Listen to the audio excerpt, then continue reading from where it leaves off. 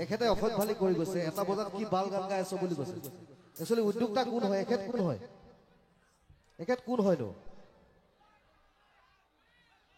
আচ্ছা কি গান গাব লাগে তাৰমানে? মোক মাতিছিলে কিয় তেনেহ'লে? মই নিজৰ গান গাইছো। কোন হয় তেখেত?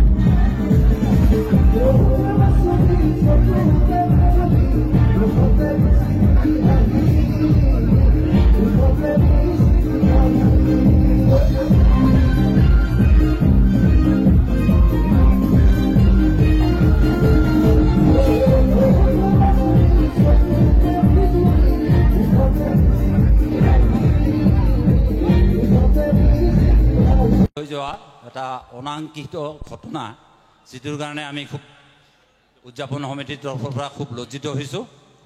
আৰু সেয়ে আমাৰ মৰমৰ ভাইটি মৌচুম গগৈ তথা কলা কুশলী শিল্পীসকল সকলোৰে ওচৰত আমি জেলগাজাৰ পাতগিৰিপাৰা ৰঙালী বিহু উদযাপন সমিতিৰ তৰফৰ পৰা আমি ক্ষমা প্ৰাৰ্থনা মাগিছোঁ। আৰু ৰাইজলৈও এই অনাংকিত ঘটনা হৈ যোৱাৰ বাবে আপোনালোকৰ ওচৰত আমি দুখ প্ৰকাশ কৰিছোঁ। তাৰ কাৰণে আপোনালোকে যেন আমাক ক্ষমা কৰে। ধন্যবাদ। নাই অশোক দা, একো নাই। আপুনি কিয় ক্ষমা খুজিছে? একো ক্ষমা খুজিবলগীয়া একো নাই।